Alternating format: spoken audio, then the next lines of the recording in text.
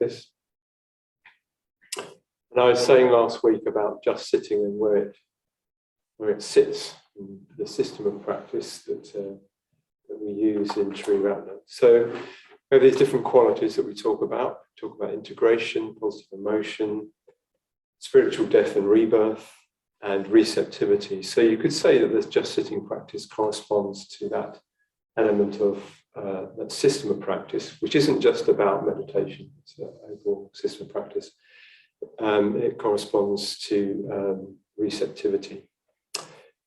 So receptivity is essential in life in general. Well, at least if you're trying to live a kind of successful creative life, we need to be receptive to things. But of course, it's very important within spiritual life as well, receptivity.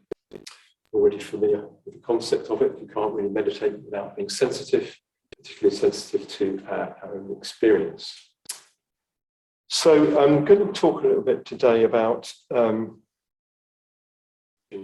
suffering. Back.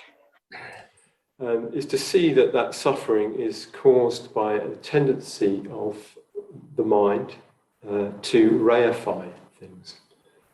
So I don't know if you're familiar with this word reification, but reification means to make something solid. Well, in the case of the Dharma, making something solid that actually isn't solid. In fact, the Buddha said that, well, nothing is solid. We give the solidity to things from the mind. And seeing the non-solidity of things starts to release us from the suffering caused by that tendency to reify. So we do this with the external world. We tend to take objects in some way as having an ultimate sort of definition and solidity. And another way sometimes it's talked about is own being or self-being to them. But of course, everything within the physical world is constantly changing, and maybe sometimes slowly over time, but it is a constant change of process. And even with modern science, you see that things are much more empty, than previously perhaps science had thought them inside an atom, which is sometimes considered to be the building blocks of the universe. It's nearly all space. And even inside the nuclei, etc., there's space. So things are not solid, although the mind tends to think that they are. And this is true internally as well. We tend to think that there is an internal solid self that is in some way here, rather than the self, our self, being seen more as a process.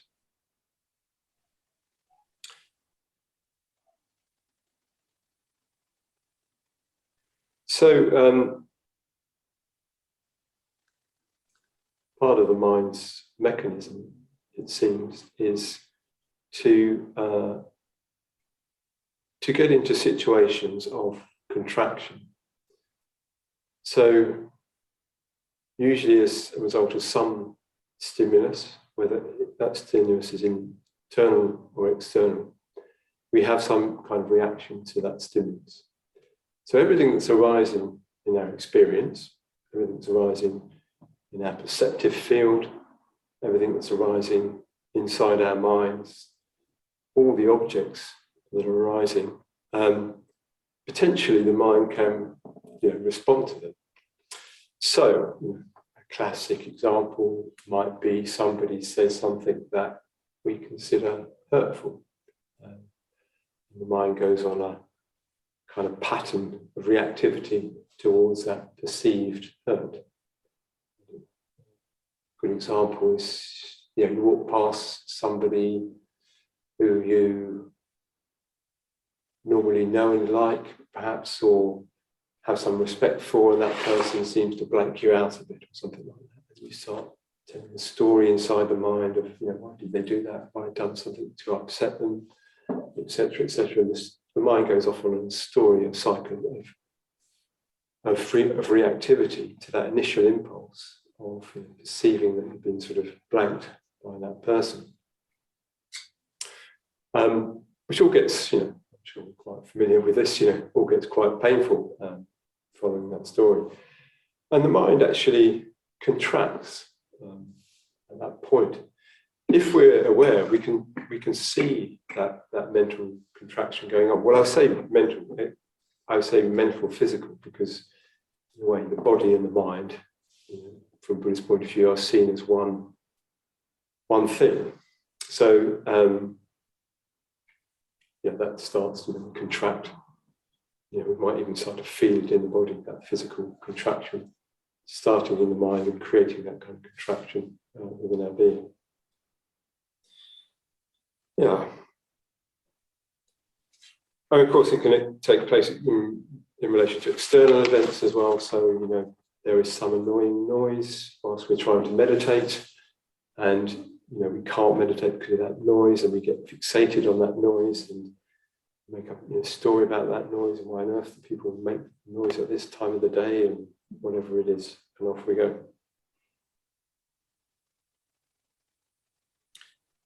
So what's happening? What's happening, talking about this reifying, is that we are making our experience something more solid than it is. And that solidity takes up space, takes up an inordinate amount of space in our mind at that time. It's almost like something that starts quite small, an impetus and a reaction to it builds up into this sort of solid block, and then we feel very stuck and contracted.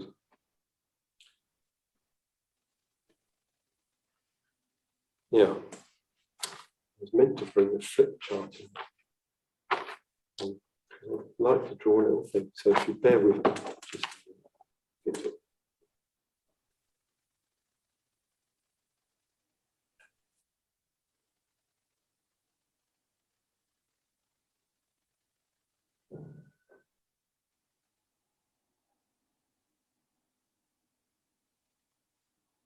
I think we're doing a hello to the people in mind. If you're happy to give a wave very, very slowly. We're just panning around to say, so you can wave at one another if you wish. Hello, hello. Margaret is collecting the flip chart.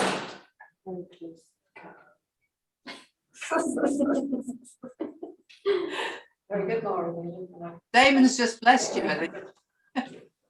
My children, yes. Can you hear me? Maureen, can you hear me? Are you operating the camera? No. Around the physical world. I can hear you, Damon. Yeah, right. So it can be heard by someone 50 miles away, but not by someone 5 miles. And a flip chart. Correct. What I worry about, Diane, is that they can't interact with us. We can't say anything. That's true. Well, the 2 o'clock time is the time, I suppose, for interaction. This is our learning time, and then meditation, so we don't need to interact, shall we say. There is a tendency, I've got this tendency to think I'm inferior. I'm just somebody stuck in a corner over here while they're having all this wonderfulness. Yeah, yes, it does come with that spoon of lack of experience. We haven't got the physical bodily experience, have we? We've just got our online experience to relate to. And Naravira, we can't tell Naravira that we haven't got a clue what he's writing. Us, as we experience ourselves. This is true. Naravira. Can we communicate somehow, people? Jenny, write something, can't see what you're you're in the chat. Try the chat button. But yeah, we're the only people that would see the chat. No, Maureen might. Is the sound okay? So yeah, we have yes, it's okay. So let's call them mental events. Is Maureen in charge of us? So yes, can't see. I'm writing, can't see the board. Can't hear what you're saying. Sensations, perceptions, sounds, smells, etc. Can you? These take place. Speak up. And This is where you get to be inferior, Diane. There are You're some out in the actions, corner, yeah. nobody cares. These events. It's not nobody cares, they're not aware. Ah, that's a different thing then, isn't it? Yeah, it's a different thing. The result of that reaction.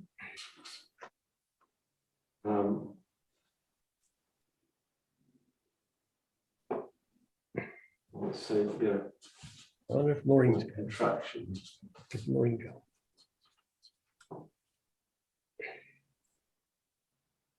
Within the body mind.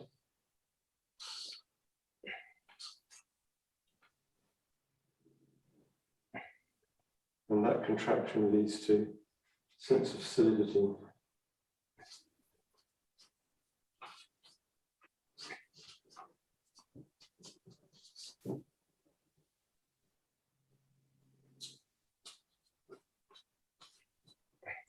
And there's a loss of spaciousness.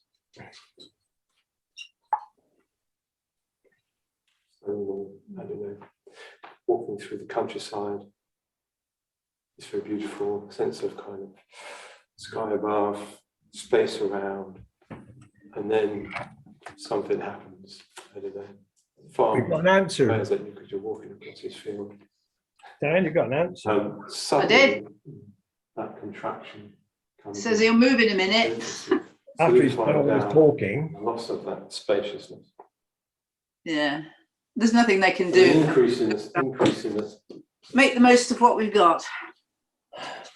Solidity.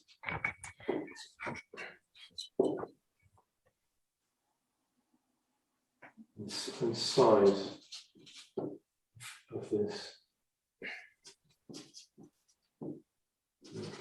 He's zoomed in for us. He's in the way now. Never mind. And the space of the mind becomes smaller. I have no idea what he's writing. Can you see it? And the central thing is body mind in the circle. Oh yeah, if I lose me, if I harden my picture, I can read it. Make it darker. I can nearly read it. I don't think I could have read it if I was in that room.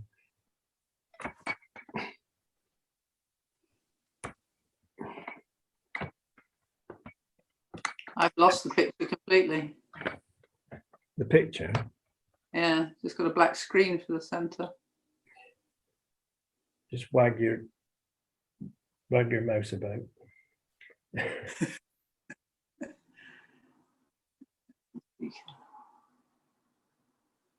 Oh, they've gone for me now. Yeah, we're down to 3 of us, so they're definitely offline now. I'll just chat. Yep, we've lost you. This isn't going to be.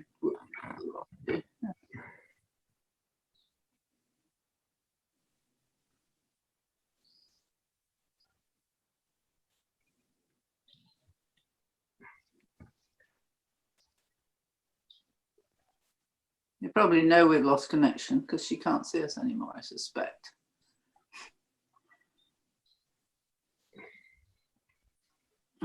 What's it say? What are you saying? Hi, Jenny. Hi. Yeah, we're all alone. Is this the 3 of us? That's it, and abandoned. We can just sit and wait and meditate. I'm just going to stay online and see what happens. Yeah. They may reconnect. If not, I'm just going to sit here for half an hour meditating. Have you been to Sangha night on Tuesdays or any other groups, Jenny? I have previously, yes. I did last week here, and I stayed for the half an hour chat at the end, which was difficult online. I haven't done the Sangha night last night, and the rest of them are basically in person only. So there's the Sangha night and this, which is hybrid. Yeah, Sangha night last week I was at, and it was a bit chaotic. So Yeah, I didn't manage it this I week. couldn't be there last night. I wondered if it was any better. No. Did you try Jenny last night? I was going to, but I was too late, so I missed. Yeah, me too. I think you've got a book as well, isn't it? Book to go in person. Yeah, you phone in because there's so many spaces. Like they got so many mats on the floor to fill, Yeah. you know, say 10, 15, I think it was. Yeah. I work until 7:30 on a Tuesday, so I can't. I'm late either way. Mm. So I didn't manage it this week. Yeah. There's a meditation this evening, isn't there, at 7:30, I think. Introduction to meditation. Oh, tonight, that's a new meditate for new beginner. Oh, right, yeah. Beginnerists. Yeah. Oh, that's a shame. Diane, can you, if you've got it open, can you type in, we have lost complete we have no contact with the center? I have already. Have you? I did that when it went black. I said, it's come back. They've come back. Ah, you see? But also it's there to be seen. Patient. Yeah. So in CBT, they talk about negative automatic thoughts, NATs, and breaking out of those negative automatic thoughts, which is, it's like breaking out of that cycle of reactivity. From a Buddhist practice point of view, we do it using awareness and meditation. Sure. But in a sense, that's what you're doing when you're doing CBT therapy. You're trying to become aware of your experience. Yeah. And Oh. different pathways. Yeah. No they apologized for no internet. First came out, I was quite interested, and I saw something that just went, oh, I recognise all this. Yeah. That's it. This isn't new. Yeah, exactly. It's interesting, isn't it? Yeah. And this is what causes a lot of the unavoidable suffering. It's getting stuck within patterns of the mind. Our Zoom folk are back. Are they? Just Okay. did want to recap. They're back. Okay. They can nearly read. I don't know how much people heard. I think you can see it, but I don't know how clearly, so it might just be worth just going around the loop. All right. I'll sit here Yes. away I've zoomed it. and point. You sit there and point. Yes. Okay. So starting at the top, we have mental events. Well, they can be mental events or external events as well. Thoughts, feelings, sensations, perceptions.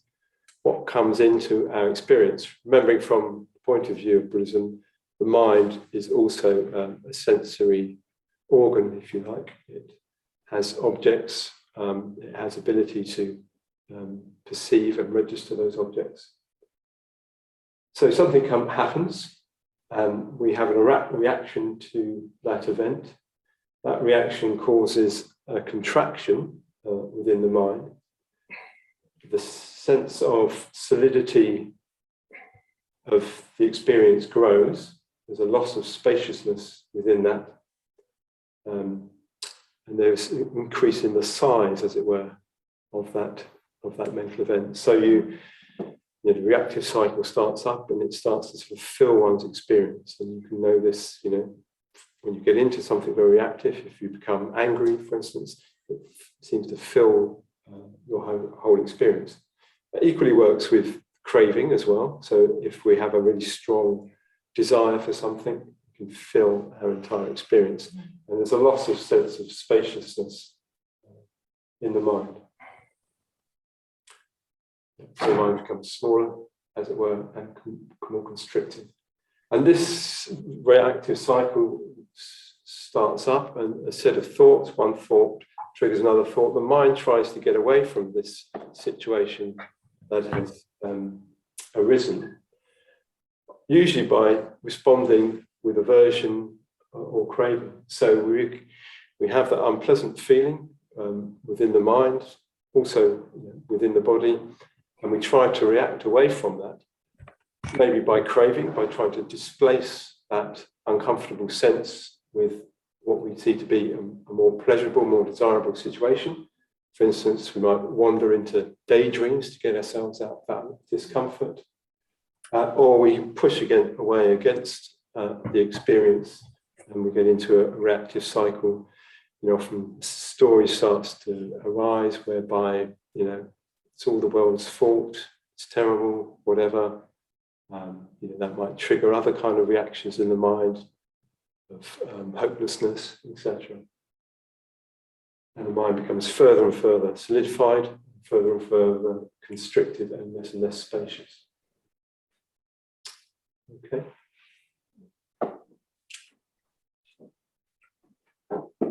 So, welcome back, those of you who are lost online for a bit. So yeah, just saying, what we're going to do today is, time is moving away slightly, but I think we'll do these. We'll get into meditation briefly, and then we're going to do some deliberate craving and a deliberate aversion. The exercise being to just see if we can notice what happens in our experience when we do this.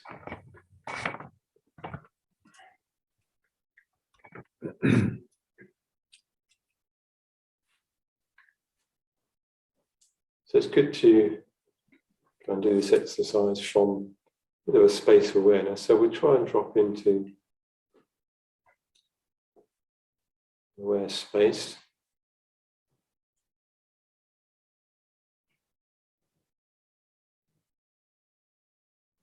So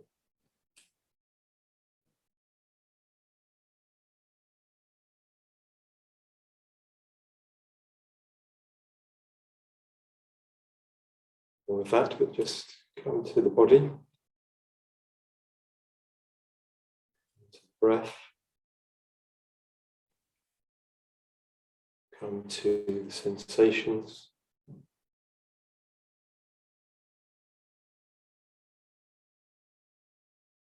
the feeling of being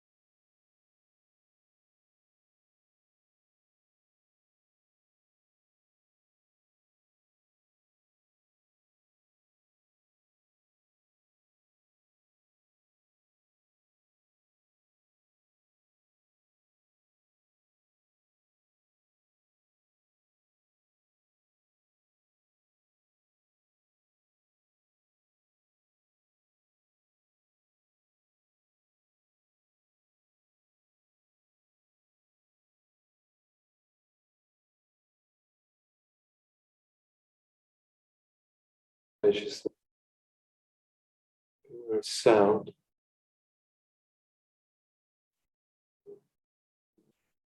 So wherever you are, there's sounds arising.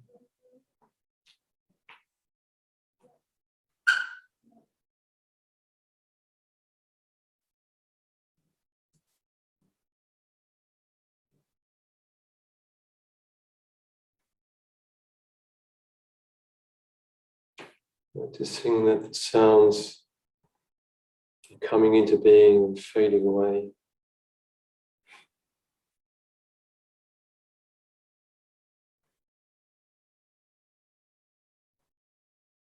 Within a spaciousness, within a space.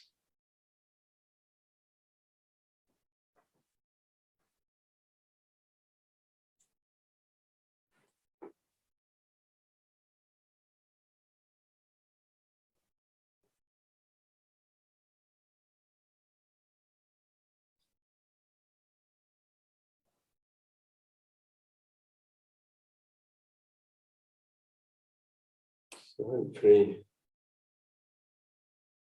got some sense of spaciousness within experience.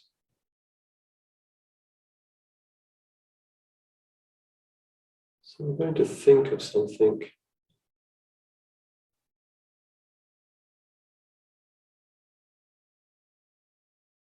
that is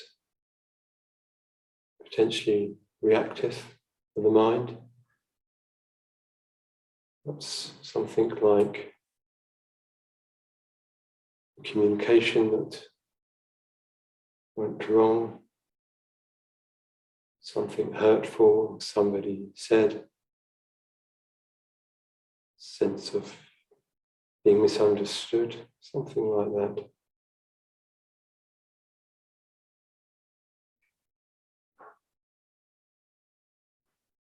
Remembering something.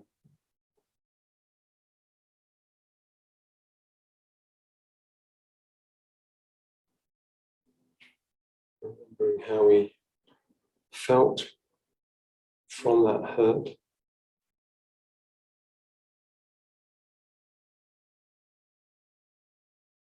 So allowing that to build up.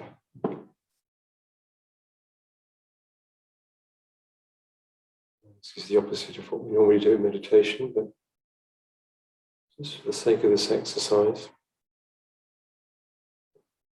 really allowing yourself to be reactive.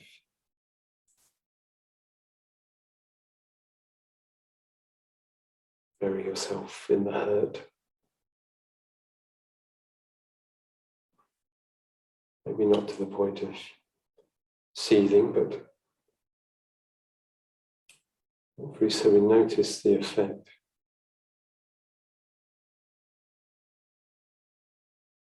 Notice the effect on that sense of spaciousness.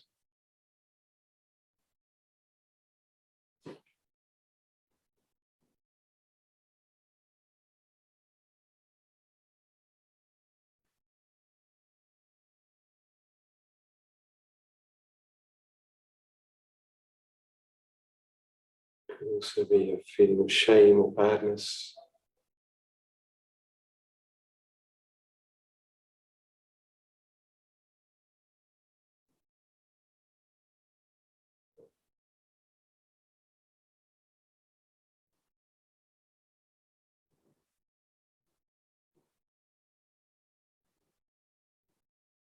Some sort of stressful situation.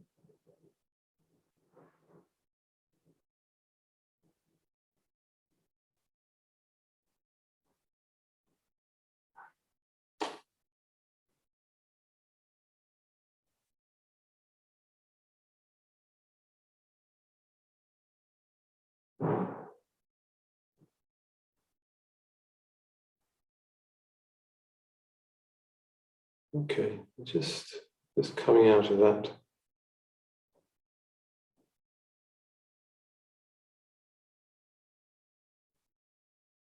Come back to the sense of spaciousness. Kind of let go of whatever it is we've been focusing on. Shaking it off.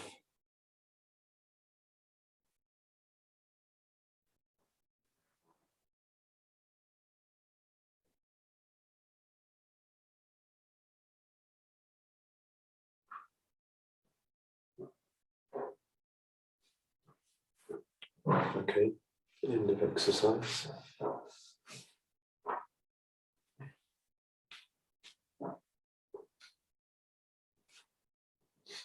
So what happened for us in that?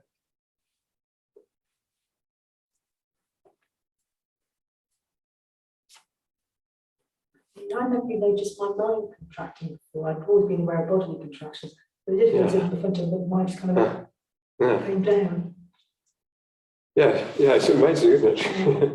And I just never noticed it before. I'd always come, because I've always been concentrating on the body. I'd not really thought about what the mind was doing, but it just is definite, Yeah. This is, it's amazing that we don't notice it. Because it was fun, because once I started noticing, it's really actually, how could I have not noticed this before? Because it's really apparent. Yeah. What does it feel like for the mind to contract in that way? It just felt as if it was all being pulled in at the front, at the top of the front. It just felt as if it was actually being kind of actually being pulled right in. Yeah. So I'm guessing unpleasant then. Yeah. Yes. Yeah. Anyone online? Just, no, I've asked. Yeah. No, not yet.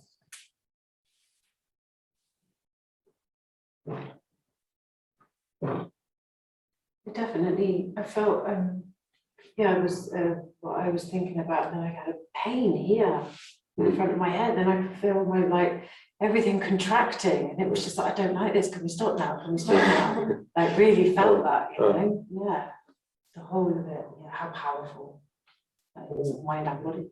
Yeah, amazing, isn't it? Just a series of thoughts can lead to this. I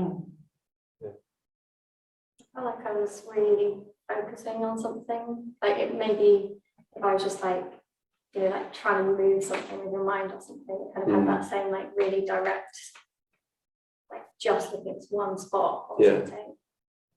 Focus. So I don't know if it was like that is the same exactly, but I guess I had that same kind of straining effort. Like feeling around. Yes. If only we could do that with the mindfulness of breathing. I'm not focused on it. Yeah. Okay. I think maybe we get the point. Maybe do another exercise. We could do an exercise with craving, but let's give that a go. Yeah. Make the point with the craving as well.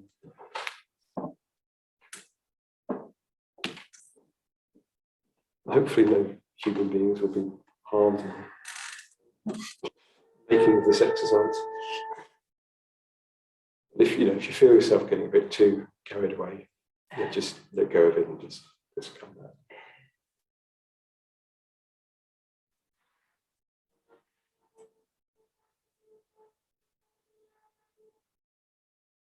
I've got some real help there with the drill.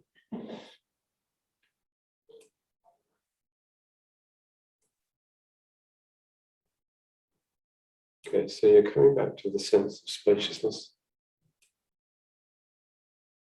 Coming into the sensate body as much as we can.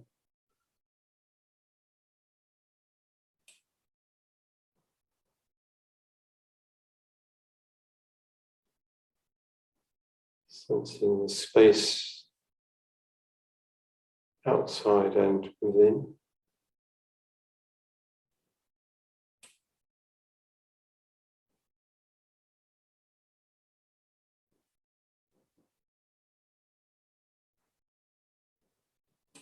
If you're used to doing it, being aware of the supposed boundaries of the body. contact with our seat on the chair or cushions, in a good place. Surface of the skin. Is there a definite outline to the body? Is there a sense of porousness?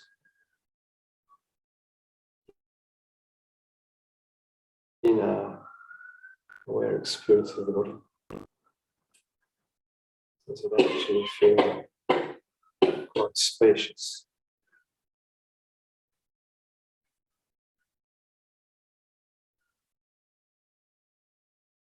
Focusing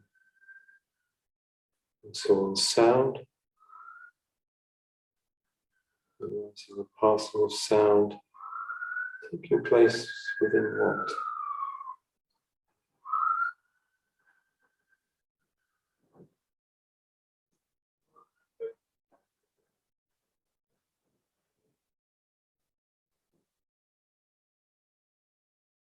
Just allowing ourselves to relax into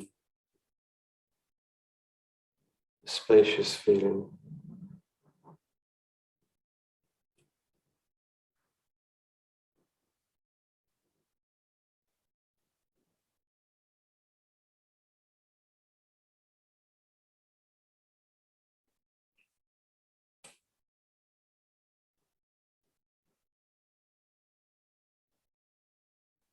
Okay, so we're going to choose as an object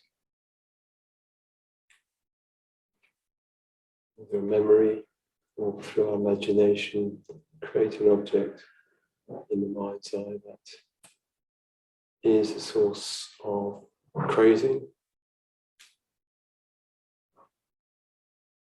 So, use food. Can use sex, but it can tend to be a bit much.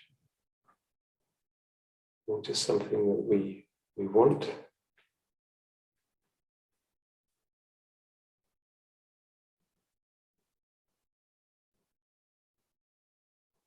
So ourselves to really be involved with that wanting.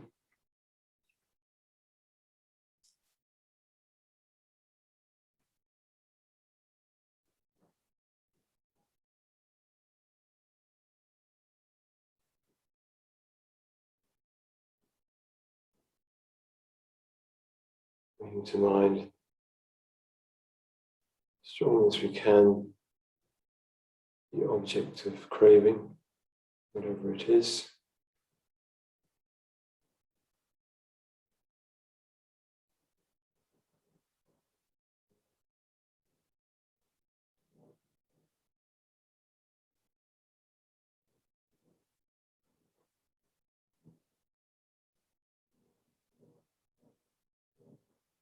See if we can at the same time notice what happens to the sense of spaciousness.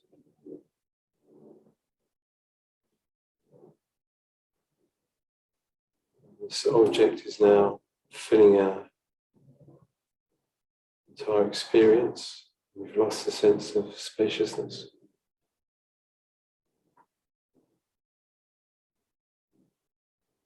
The mind feels more constricted, contracted.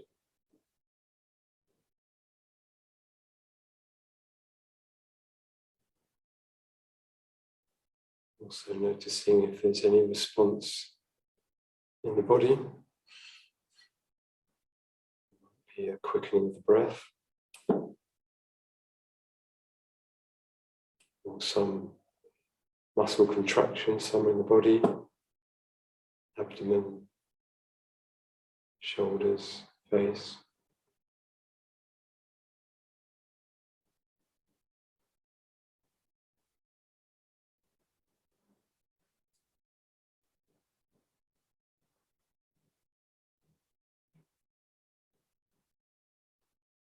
There might be more adrenaline, a sense of heat around the heart. Noticing what that feels like.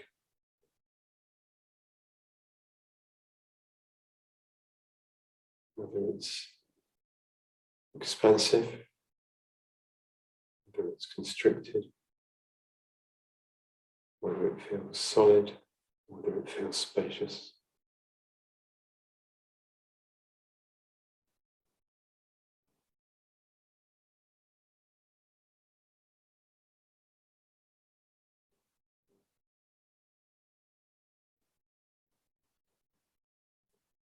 If you're not getting much response, then feel free to crank the craving up.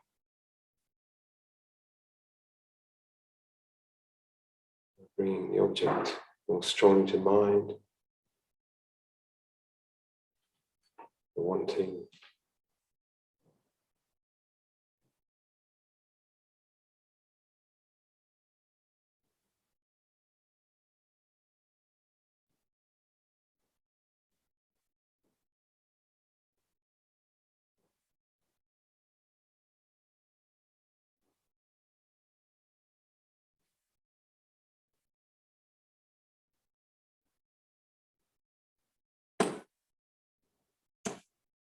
Okay, bringing that exercise to a close. And go of the object of craving. Mental or physical shakedown. Go at it if you want to.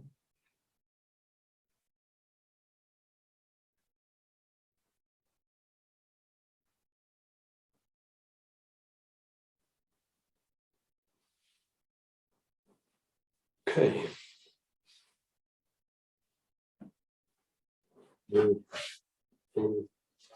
Interesting observation happening for people with that.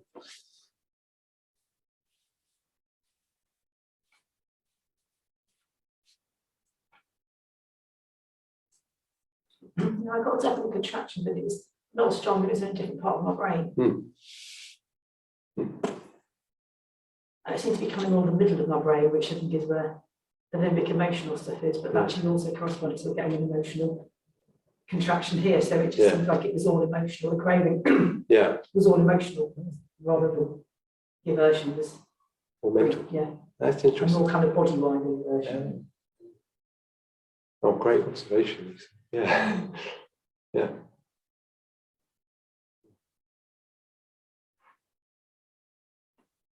Anyone else noticed?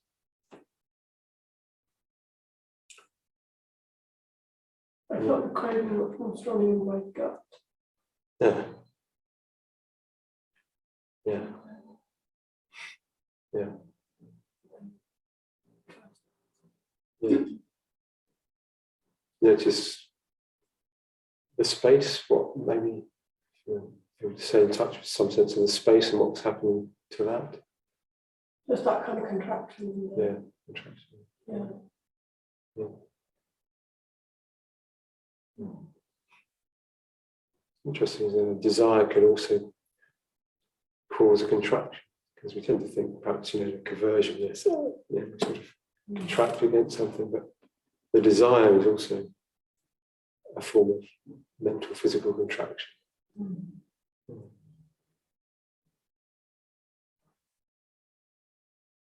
Yes. I have a sense of a pulling towards.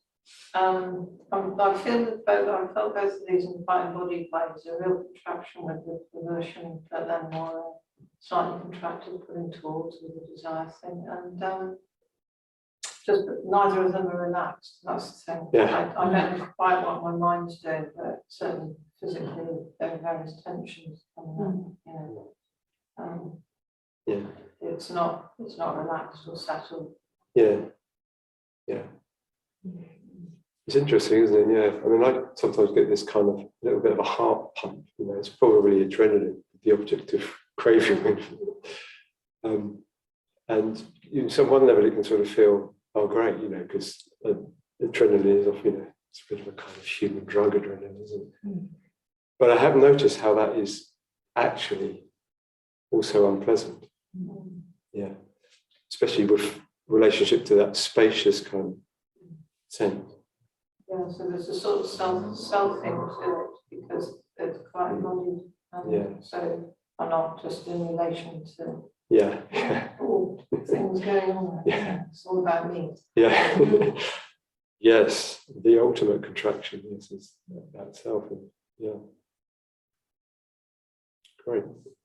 Okay, thank you. Anything online? Jenny says, can I pass on that she felt dizzy, nauseous, and waves of depression? Oh, wow. Yeah. Sorry to inflict that on you, Jenny. Hope you feel better soon. Yeah. Well, it's, yeah, I mean, it shows how strong it can be. Okay, so maybe it's just affirming something we already know, but I think the usefulness of doing this exercise is that we can perhaps see it a bit more clearly in direct experience and notice those bodily mental contractions. And that gives us a little bit more opportunity, you know, when we're out in the world to go, oh yeah, well, that's that, isn't it? I've experienced in that meditation. Well, I think, you know, one of the great antidotes, of course, to that is to get in contact with the body, with awareness, and the sense of spaciousness as well. Spaciousness being, I think, can be a very useful thing to bring into as an antidote to that sense of contraction that might be happening through craving or aversion. So we'll end with doing a bit of spaciousness. Let's get us back into it. At least perhaps no worse than when we started.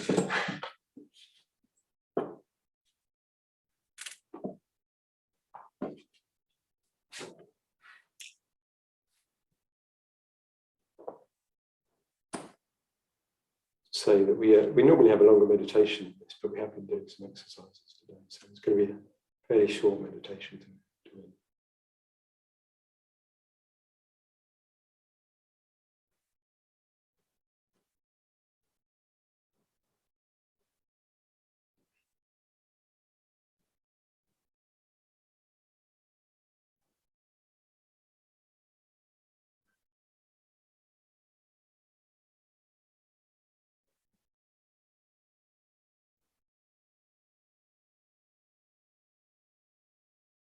We're just taking stock of where that exercise has left us in this moment.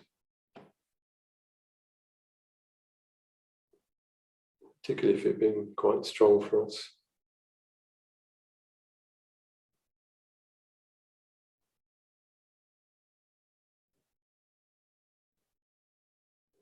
Coming back to the body, awareness in and of the body.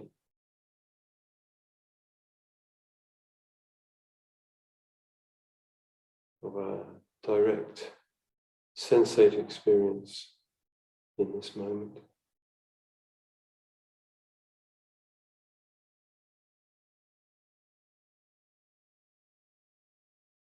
So we can start with the face and jaw.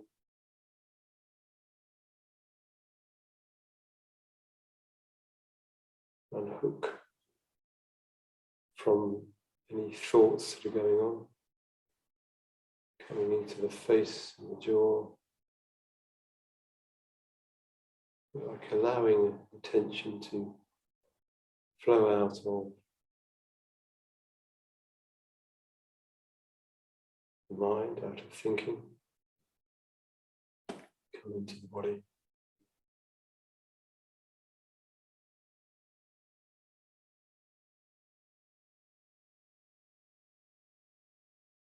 The lips, the eyes. Picking up on the actual sensations that we're aware of.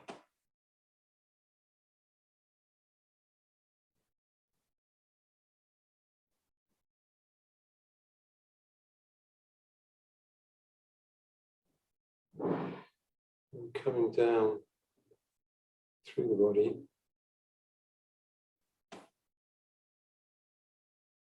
Down to the neck and throat area. Again, looking at the actual sensate experience.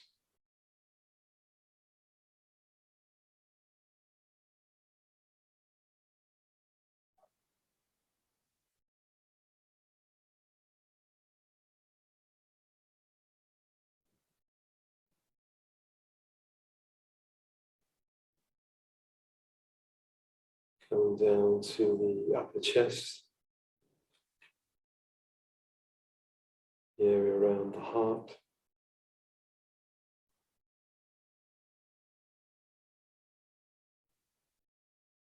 The solar plexus, large flat area at the front of the chest.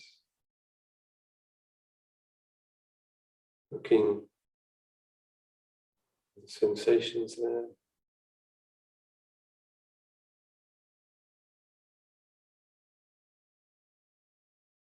The area of the diaphragm, bottom of the rib cage.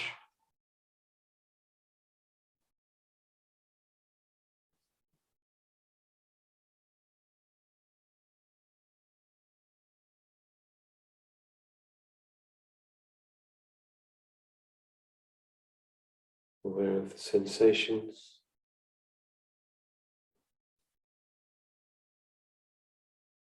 Some of these sensations are caused by the movement of the breath, of course.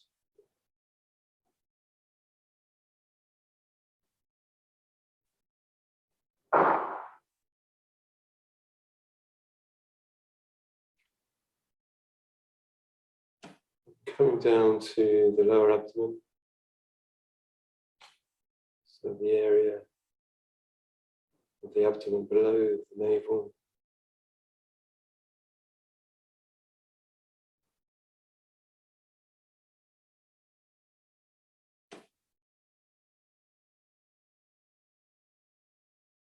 Allowing the breathing there to be soft and relaxed.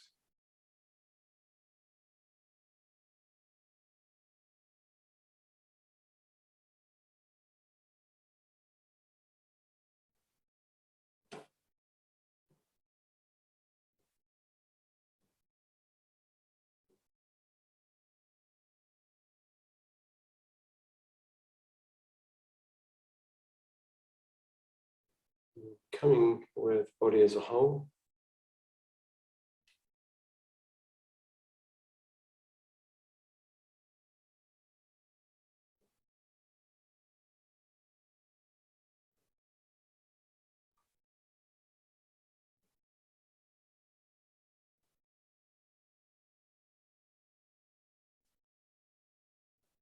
And becoming aware of the edges, the seaming edges of the body.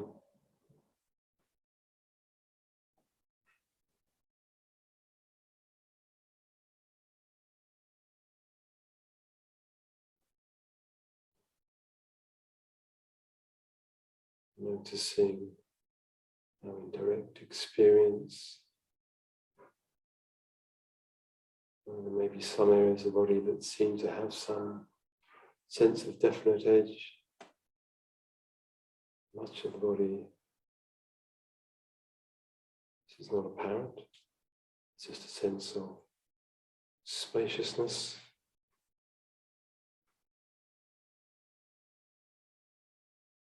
There's no clear sense of inside or outside.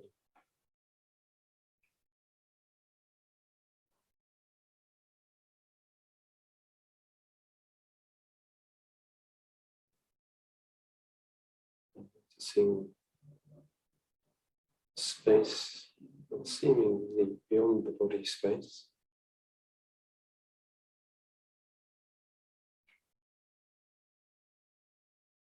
Maybe we get a sense of spaciousness of the room.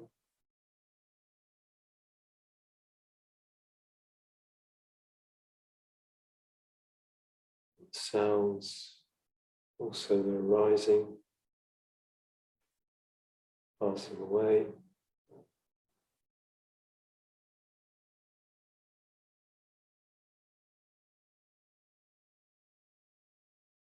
In what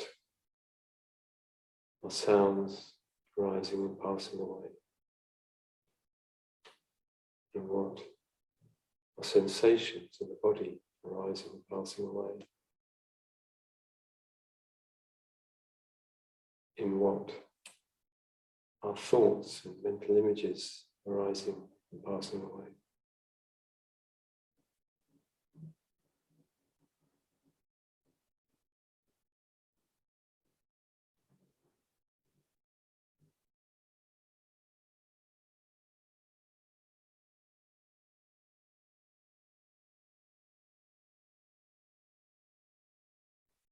You'll be able to see at this point that the body-mind is no longer constricted, no longer contracted, no longer feels so solid.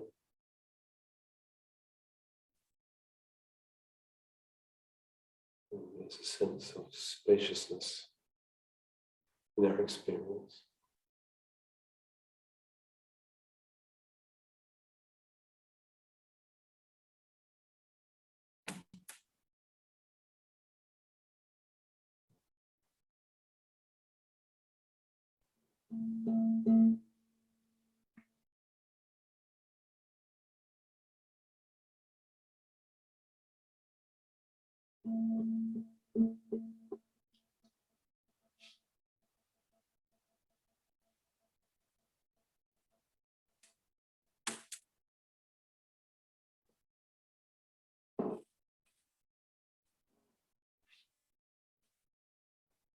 Okay, so we'll take a break for 5 minutes.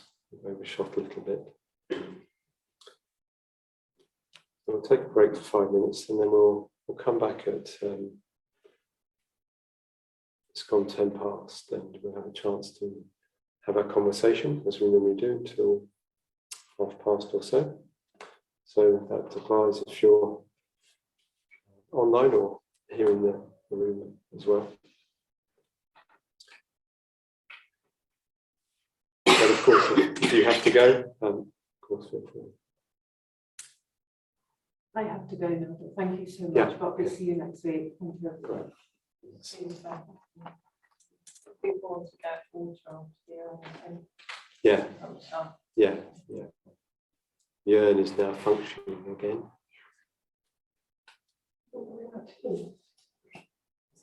We're allowed tea, yeah. If you want to make it yourself.